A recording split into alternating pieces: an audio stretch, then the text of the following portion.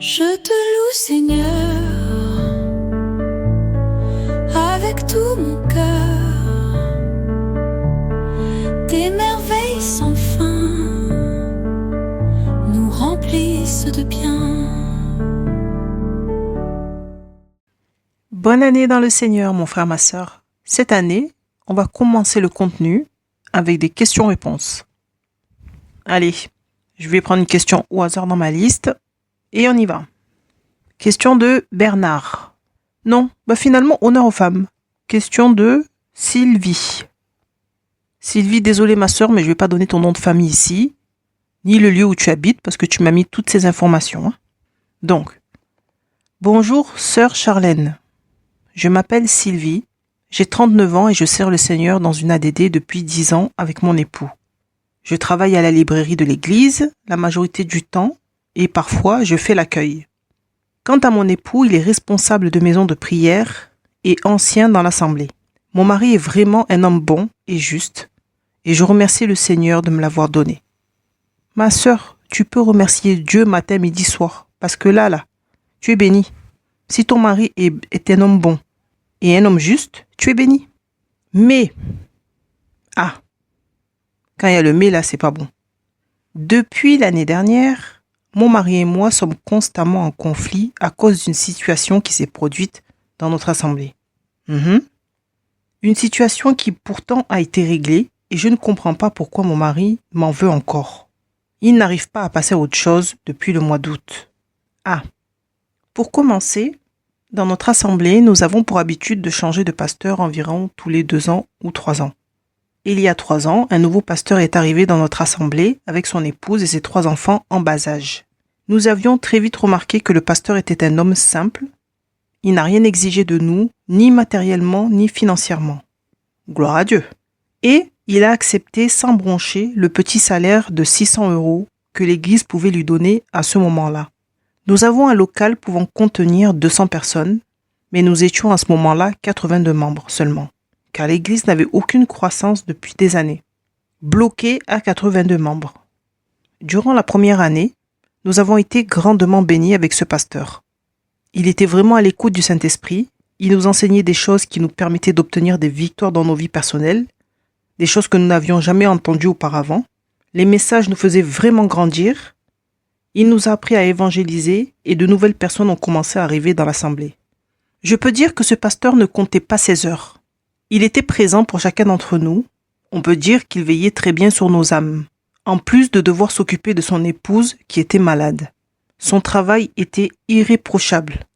Et le pauvre. Durant cette première année, avec notre nouveau pasteur, nous avons été très nombreux à témoigner de grands et glorieux changements dans nos vies.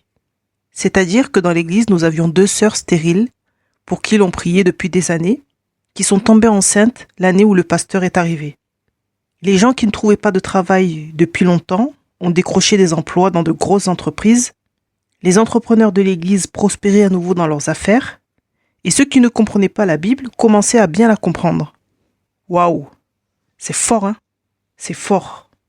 Donc, après avoir remarqué tous ces changements, et pour bénir le pasteur de l'excellence de son travail durant la première année, mon époux a eu une idée. Il a réuni les anciens et les responsables pour leur soumettre une belle proposition en faveur du pasteur et sa famille. Nous étions passés de 82 membres à 130 et nos finances se portaient très bien dans l'église. Mon mari a donc proposé d'augmenter le salaire du pasteur de 600 € à 2200 € par mois, parce qu'avec le trésorier, nous avons constaté que cela était largement faisable. Eh ben dis donc, gloire à Dieu. Et sans se poser de questions, tous les responsables et anciens ont accepté cette proposition. Et par la suite, en toute discrétion, nous avons fait part de cette proposition d'augmentation de salaire aux membres de l'Assemblée qui ont accepté sans surprise et à l'unanimité. À tel point que certains se sont engagés à donner un peu plus. Et le salaire du pasteur est monté jusqu'à 2800 € par mois. À l'annonce de cette nouvelle, le pasteur a beaucoup pleuré. Il a réellement été touché, ainsi que sa femme. Mon mari me disait que c'était juste d'agir ainsi. La deuxième année était encore mieux que la première, car nous sommes passés de 130 membres à 197. Nous étions bien organisés et tout fonctionnait comme sur des roulettes. Notre assemblée était bloquée à 82 membres depuis des années et en 2 ans, nous nous sommes retrouvés à 197 membres. Nous étions très heureux. Vers le début de la 3e année du pasteur dans notre assemblée, nous avons vu arriver 2 familles entières qui avaient quitté leur assemblée en conflit avec leur pasteur. Aïe aïe aïe. Les 2 familles étaient de la même assemblée et ils avaient des doctrines très étranges. Et c'est à partir de leur arrivée que tout s'est dégradé. Aïe aïe aïe aïe aïe aïe. Ces 2 familles se sont accaparées le pasteur et il n'avait plus une seule minute à accorder aux autres membres de l'assemblée. Il n'avait plus le temps de recevoir correctement les gens, il bâclait les rendez-vous et il ne visitait même plus les personnes âgées comme il avait l'habitude de le faire. Et il ne répondait que très rarement au téléphone. Les anciens, les responsables et le pasteur avaient l'habitude de se réunir une fois par semaine pour faire le point, et là encore, le pasteur n'était plus disponible pour ces réunions. Ce qui veut dire que les anciens se sont retrouvés livrés à eux-mêmes pour gérer certaines situations qui étaient très compliquées. Le pasteur passait son temps chez les 2 familles, soi-disant pour les entourer et les enseigner. Jusqu'à ce que notre pasteur commence à tenir des propos inappropriés sur la chair et se mette à enseigner que les sacrifices des animaux étaient encore valables aujourd'hui, même si Jésus a été sacrifié à la croix. Et, ah oui, quelques jours après cette prédication choquante pour tout le monde, les anciens et les responsables ont décidé de lui parler de son changement d'attitude et surtout de ses nouvelles doctrines. Mais il ne comprenait pas ce que tout le monde lui reprochait. Pour lui, c'était à nous de nous remettre en question. Pour lui, il n'y avait aucun problème. Dépassés par la situation, les anciens ont contacté par téléphone et par écrit le conseil spirituel pour leur expliquer le problème que nous avions depuis quelques mois avec le pasteur. Suite à la plainte de l'église, le pasteur a été convoqué par le conseil spirituel et il a dû faire face à ses responsabilités. Il s'est absenté durant 15 jours et à son retour, il a pris le micro pour demander pardon à chacun d'entre nous et il a reconnu publiquement qu'il s'était légèrement égaré. Il a beaucoup pleuré sur la chair et mon époux a dû même se lever pour aller le consoler. Mais malgré sa demande de pardon et ses efforts de changement, qui étaient visibles, cette situation avait refroidi la plupart des fidèles, y compris moi, et on ne voulait plus lui faire confiance. Et si on ne pouvait plus lui faire confiance, on ne pouvait plus travailler avec lui. Il fallait donc qu'il parte. Et, ah bon, hein? La seule personne qui parlait au pasteur comme si de rien n'était, c'était mon mari. Car il était le seul, visiblement, à lui avoir pardonné complètement. Mais pour nous autres, ce n'était pas possible. Le pasteur nous avait trahis. Ne pouvant plus lui faire confiance, quelques anciens ont décidé de faire une réunion pour discuter du pasteur, et tous sont tombés d'accord pour arrêter de lui verser son salaire afin que le pasteur comprenne de lui-même qu'il n'a plus de place, qu'il n'avait plus sa place dans notre église. Attends un peu là. C'est écrit quoi là? Ne pouvant plus lui faire confiance, quelques anciens ont décidé de faire une réunion pour discuter du pasteur et tous sont tombés d'accord, y compris moi, pour arrêter de lui verser son salaire, afin que le pasteur comprenne de lui-même qu'il n'a plus sa place dans notre église. Mais c'est pas possible. C'est pas possible. Mon mari s'est opposé à cette proposition et leur a dit clairement qu'il ne voulait pas faire partie de ce complot qu'il a jugé de malsain. Mon mari a déclaré aussi devant tout le monde qu'il ne voulait pas que je sois associé à cette affaire. Mais j'ai fait ce que je ressentais sur le moment et j'ai aussi donné mon accord pour ne plus verser de salaire au pasteur afin qu'il comprenne de lui-même qu'il devait quitter notre assemblée. Non mais attends, c'est une dinguerie là. 4 mois après, le pasteur et sa famille se sont retrouvés en grande difficulté financièrement. Ah ouais, tu m'étonnes. Puisqu'ils avaient vécu sur toutes leurs économies durant tout ce temps où l'église ne leur a plus versé de salaire. Mon Dieu. Le pasteur a pris rendez-vous avec les anciens pour leur exposer ses difficultés du moment et il a demandé si l'église pouvait lui prêter un peu d'argent pour acheter de la nourriture pour ses enfants qui ne mangeaient que du pain depuis 3 jours et pour acheter les médicaments de sa femme. Et il s'est engagé à rembourser l'église une fois qu'il trouverait du travail. Mais les anciens ont refusé catégoriquement de lui prêter de l'argent. Et là encore, j'ai soutenu les anciens. Nous avons appris quelques jours après que le pasteur a dû se tourner vers une assistante sociale pour régler ses problèmes financiers et il a dû se rendre au secours catholique pour nourrir sa famille. C'est pas possible. Il a continué à travailler durant 1 mois dans notre église et il a donné sa démission. il a quitté notre assemblée. Ah ouais, tu m'étonnes. Depuis le départ du pasteur, plus rien ne va à l'église. Ah bon? Les fidèles ont de nombreux problèmes que nous ne pouvons pas résoudre. Plusieurs fidèles sont partis et certains sont même retournés dans le monde. Seigneur Dieu Tout-Puissant. Et moi, je n'arrive plus à dormir correctement. Je fais des cauchemars. J'ai perdu ma paix. Mon mari est distant. Et dès que nous nous parlons, c'est pour nous disputer. Je ne comprends pas ce qui se passe dans ma vie. Je prie, mais rien ne change. J'ai essayé de parler avec d'autres pasteurs. Ils ont prié pour moi et me disent toujours la même chose, c'est-à-dire de prier. Et quand je prie, c'est pire. Sœur Charlène, s'il te plaît, aide-moi. Je sais pas quoi dire. Vraiment, je suis dépassée là. En fait, il y a tellement de choses à dire que je ne sais pas par où commencer. Bon, je vais commencer par les bonnes choses de cette histoire, de ce que j'ai retenu. Donc, on a un pasteur là qui a été envoyé dans votre assemblée, votre assemblée qui apparemment stagnait à 82 membres depuis je ne sais combien de temps. Cet homme-là vous a fait du bien, il vous a béni. Il vous a béni comment? En vous donnant la bonne nourriture spirituelle. Toi-même, tu as dit qu'il veillait très bien sur vos âmes. Il a été présent pour chacun de vous. Il ne comptait même pas ses heures alors qu'il devait gérer aussi sa femme qui était malade apparemment.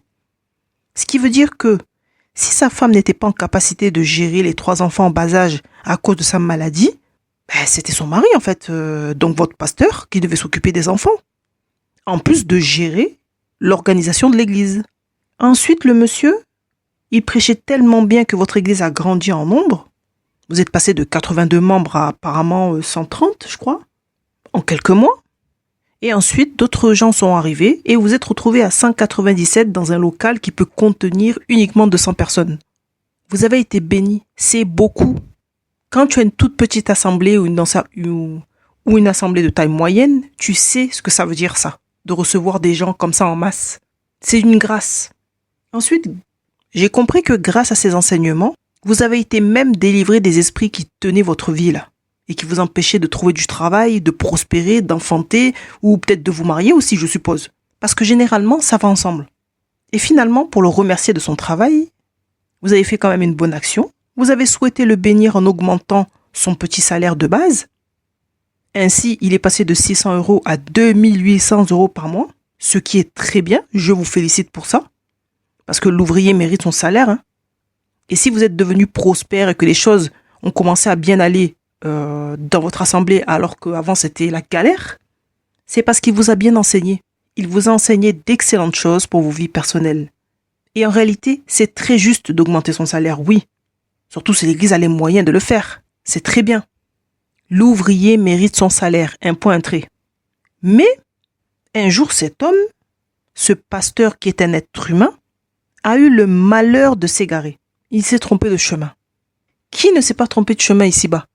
Toi, tu as fait un parcours sans faute en Christ? Moi, non. Et en voyant cela, que le monsieur s'est trompé de chemin, vous avez décidé de le ramener à la raison. Ça, c'est une bonne chose. Tu vois ton frère qui s'égare, tu le ramènes à la raison. Et puisqu'il n'entendait rien de vos plaintes, qu'il ne voulait pas écouter, vous avez contacté le conseil spirituel. C'est bien, c'est comme ça qu'il faut faire. Et pour preuve, en passant devant le conseil spirituel, le pasteur a pris conscience de son égarement. Il a réalisé qu'il s'était trompé de chemin. Il s'est laissé séduire par un autre évangile. Et quand il a réalisé cela en passant devant le conseil, il est monté sur l'estrade et il a publiquement reconnu qu'il avait fauté dans son ministère. Et il vous a demandé pardon en pleurant, au point que ton mari a dû se lever de sa chaise pour aller le consoler. Ensuite, d'après ce que j'ai lu, il a manifestement essayé de réparer ses erreurs en se rachetant une conduite, en faisant son travail correctement comme avant. Donc, comme vous vous êtes senti trahi, soi-disant, les efforts du pasteur vous ont laissé de marbre. Je comprends donc par là que, à part ton mari, personne ne lui a pardonné réellement ses erreurs. Personne. Et vous êtes tellement rancunier et mauvais que vous avez finalement pris la décision d'établir un plan vicieux pour faire fuir le monsieur. Au lieu d'aller le voir et de lui dire droit dans les yeux, « Écoute, pasteur, on n'a plus confiance en toi. Il faut que tu quittes notre assemblée, on ne veut plus de toi. » C'est moche, hein? Mais au moins c'était clair. Il savait sur quel pied danser. Lui-même, il allait prendre ses clics et ses claques et puis partir. Mais vous ne lui avez même pas laissé cette opportunité. Vous avez monté un coup d'État. Vous avez mis en place une réunion où vous vous êtes donné la main d'association pour faire le mal, pour couper les vivres du pasteur, pour qu'il comprenne de lui-même, qu'il doit quitter votre assemblée. Ma sœur, ce jour-là, ce n'était pas l'Esprit de Dieu qui vous a animé, vous tous. Mais alors pas du tout, je te le dis. Au cas où tu te poserais la question. De plus, tu vois que pendant cette réunion-là, ton mari s'oppose à ce coup d'État. Et il ne veut pas que tu participes à ce mauvais plan. Mais toi, tu ne l'écoutes pas. Tu le fais passer pour un guignol. Tu humilies ton mari devant les membres de l'église. Lui, il dit non. Toi, tu dis oui devant tout le monde. Mais vraiment, vraiment. Ensuite, donc, j'ai bien lu qu'au départ, le pasteur, quand il est arrivé, il devait avoir un salaire de 600 €. Il a accepté ça sans broncher. Mais vous avez décidé d'augmenter son salaire pour le remercier de l'excellent travail qu'il faisait au milieu de vous. Et puis du jour au lendemain, vous prenez la décision de lui couper les vivres sans le prévenir, sans même au moins garder ses 600 € de base. Vous avez tout coupé. Vous vous êtes accordé pour arrêter de lui verser la totalité de son salaire sans pitié. Alors que le gars, il a une femme et des enfants. C'est pas un enfant, c'est pas deux. Il a 3 enfants en bas âge. Et une femme malade qui a besoin de médicaments. Maintenant, à cause de vous, là, le monsieur s'est retrouvé dans de sérieux problèmes financiers au point de s'humilier en demandant un prêt à l'église parce qu'il n'avait même plus de quoi nourrir correctement sa famille et acheter les médicaments de sa femme. Et vous, petit diablotin, quand cet homme est venu au devant de vous, vous lui avez dit non, on ne te prête pas d'argent. Genre, il n'a qu'à se débrouiller. Et là, encore à cause de vous, il est obligé d'aller chez une assistante sociale demander de l'aide aux païens là-bas. Et c'est le secours catholique qui doit le nourrir, alors que l'église avait l'argent pour l'aider. Maintenant, imagine ce qui s'est passé au rendez-vous de chez l'assistante sociale. Bonjour monsieur, en quoi puis-je vous aider? Eh bien écoutez, j'ai besoin d'une aide financière pour acheter de la nourriture et payer mes factures parce que je suis en grande difficulté actuellement. Ok, d'accord, nous allons monter un dossier. Alors, que faites-vous dans la vie? Je suis pasteur d'une église. Ok, donc vous percevez une allocation, un salaire, comment ça se passe? Actuellement, l'église ne me verse plus de salaire depuis 4 mois et je ne sais pas pourquoi, donc je n'ai rien du tout pour vivre. Voilà ce qui a dû se produire, parce que ce sont les questions que l'assistante sociale pose, auxquelles tu es obligé de répondre en fait. Tu peux pas venir gratter de l'argent et puis tu donnes pas de justificatif derrière, ça marche pas. Mais vraiment, quelle honte. Ça, c'est un excellent témoignage qui a dû donner envie à l'assistante sociale de venir faire un tour à l'église, ça, tu vois. Tu te rends compte? Le témoignage, parce que vous avez refusé de prêter un billet à l'homme de Dieu. Parce que vous avez refusé d'aider votre prochain. Vous avez coupé les vivres du serviteur de Dieu parce que vous êtes rancunier. Parce que vous avez un mauvais cœur. Les enfants en bas âge ont mangé que du pain durant 3 jours. Parce que le gars n'avait plus un rond. Il était obligé de venir mendier de l'aide auprès de vous. Alors que ce n'était pas du tout dans ses habitudes de demander quoi que ce soit. Vous l'avez humilié en refusant de l'aider. Vous avez refusé de lui prêter de l'argent pour le punir. Mais ce n'est pas que lui que vous avez puni en fait. Vous avez puni aussi les enfants. Vous avez puni aussi sa femme. Peut-être même que les larmes de la faim des enfants là sont montées jusqu'à Dieu. C'est même certain. Et vous croyez que vous posez des actes comme ça et vous pensez qu'il n'y aura pas de conséquences derrière? Mais sur quelle planète vous vivez, vous? Les petits ont mangé du pain pendant 3 jours. Tu crois que pour des enfants en bas âge, c'est un repas très équilibré, ça? Mais apparemment, là, dans votre petit groupe de diablotins, là, tout le monde s'en fout. L'essentiel, c'était de punir cet homme, sans penser aux conséquences derrière. Mais vous n'avez même pas honte? Personne ne craint Dieu, là, dans votre église? Êtes-vous tous fous? Le berger s'est égaré un temps. C'est vrai. Peut-être qu'il vous a enseigné des trucs bizarres. C'est vrai. Il vous a peut-être un peu négligé. C'est vrai. Mais c'est normal, il était égaré. Mais tout le bien, là, qu'il vous a fait, vous l'avez oublié déjà? Donc pour vous, là, pour servir Dieu, il faut être parfait. Il faut faire aucune vague. Vous êtes parfait, vous, sans tache ni ride. Vous faites quoi ici-bas? Il faut aller au ciel. Laissez-nous tranquilles entre gens imparfaits. La miséricorde, là, ça vous dit quelque chose ou pas? Le monsieur a demandé pardon publiquement. Il est revenu de ses mauvaises voies. Il s'est racheté une conduite et vous lui coupez les vivres sans le prévenir, en espérant qu'il comprenne de lui-même qu'il doit quitter l'église parce que vous ne voulez pas de lui et vous n'avez pas l'honnêteté d'aller lui dire ça en face. Et en plus, vous faites de lui un mendiant. Vous êtes des diablotins. Sauf ton mari là. C'est le seul qui sort du lot. C'est pourquoi les autres anciens là n'ont pas considéré sa parole. C'est parce que lui il ne ressemble pas aux autres. Et maintenant, toi, tu m'écris là et tu dis que tu as perdu la paix. Mais c'est normal. C'est une dinguerie ce que vous avez fait. C'est très grave. Et c'est la raison pour laquelle tu es tourmenté depuis le départ de ton pasteur.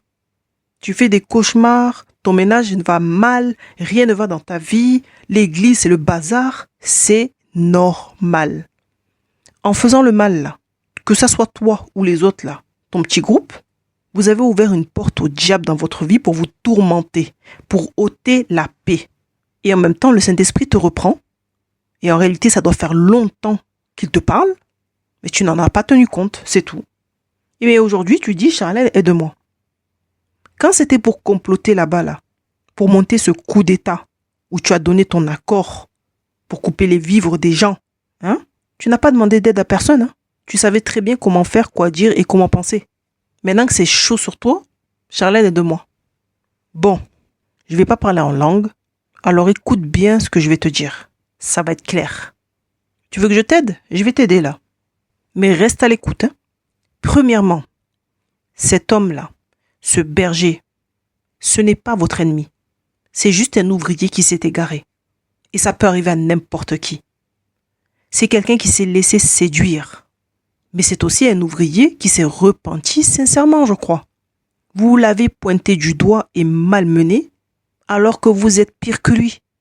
Oui, ce que vous avez fait là est pire que ce que lui vous a fait. Et tu veux savoir pourquoi? Parce que la parole de Dieu, elle dit dans Romains 12, « Si ton ennemi a faim, donne-lui à manger. S'il a soif, donne-lui à boire. » Et là, on te parle d'un ennemi, quelqu'un qui te veut du mal véritablement. Et même là, Dieu te dit, nourris-le. Ne le laisse pas avoir faim. Même quand un criminel, là, il a fait des dingueries, il va en prison, on lui donne à manger, même si c'est le minimum. Mais là, vous êtes mis d'accord pour affamer un frère. Un frère qui vous a fait du bien en plus. Deuxièmement, toi et ton groupe de petits diablotins d'église là, vous devez vous repentir devant la face de Dieu. Vraiment, repentez-vous et bien et vite. Parce que toutes les personnes là qui ont voté oui pour couper les vivres du pasteur dans le seul but qu'il comprenne de lui-même qu'il n'était plus le bienvenu dans votre assemblée, vous allez mesurer très vite les conséquences de cet acte-là que vous avez posé. Parce que ce sont des malédictions que vous avez attirées dans vos maisons et sur vos enfants. Et c'est pourquoi tout va mal dans votre assemblée depuis que le pasteur n'est plus là. Vous avez été ingrat. Troisièmement, vous devez rapidement retrouver cet homme et sa famille et lui demander pardon pour le mal que vous lui avez fait, à lui et sa famille. Quatrièmement, il faut réparer le préjudice financier que vous lui avez causé. Si j'étais vous là, moi je préparais mon chéquier pour lui faire un joli don. En arrêtant de lui verser son salaire durant des mois, lui et sa femme ont dû se retrouver avec des impayés, des retards de loyer, etc. Je ne sais pas. Ce qui est logique. Et si cet homme s'est rabaissé à devoir demander un prêt à l'église, c'est qu'il devait vraiment galérer. Et vous, l'église, vous avez refusé d'aider cet homme-là, alors que l'église avait les moyens. Moyens financiers que l'église n'avait pas avant qu'il arrive. Méchant que vous êtes. Cinquièmement, toi là, Sylvie, tu dois demander pardon à ton époux pour la conduite que tu as eue. Et maintenant, essaie de te conduire comme une femme soumise. Tu as dit que ton mari était un homme bon et juste. Et d'après le comportement qu'il a eu face à cette histoire-là, je crois que ce que tu dis, c'est la vérité. Donc pourquoi tu ne l'as pas écouté? S'il t'a dit de ne pas t'associer aux autres pour couper les vivres du pasteur, lui, il savait pourquoi. Il savait que c'était injuste. Ton comportement n'était pas bien. Tu aurais dû te mettre du côté de ton mari et discuter des choses avec lui à la maison. Donc, prends le temps de réaliser ces choses-là que je viens de te dire et va lui demander pardon. Et rachète-toi une bonne conduite de femme soumise auprès de ton mari. Pourquoi tu veux essayer de commander alors que tu sais pas tenir le volant? Donc, ma chère, si j'étais toi là, je m'activerais dès aujourd'hui, pour réparer mes bêtises. Et tu devrais dire à tes petits copains d'église là, responsables et anciens là, avec qui vous vous êtes donné la main d'association pour faire le mal, qui ont participé à ce coup d'état, tu devrais leur dire de faire de même, de réparer aussi leurs bêtises. Et s'ils ne veulent pas t'écouter, tu t'en laves les mains. Ça ne t'appartient plus, ta part à toi c'est de les avertir. Ce que nous avons fait n'était pas bien. Nous devons nous repentir devant Dieu, nous devons demander pardon à la famille et nous devons réparer le préjudice. Point. C'est tout ce que tu as besoin de leur dire. Le reste, ça t'appartient pas. Et crois-moi, ma sœur, si tu appliques les conseils que je viens de te donner, tu verras que tout va rentrer dans l'ordre. Tu vas retrouver la paix dans ton cœur, tu vas retrouver la paix dans ton foyer et tu dormiras comme un bébé. Mais si tu n'appliques pas ça, je te souhaite bon courage pour la suite. À bon entendeur, salut! Je te loue, Seigneur, avec tout mon cœur.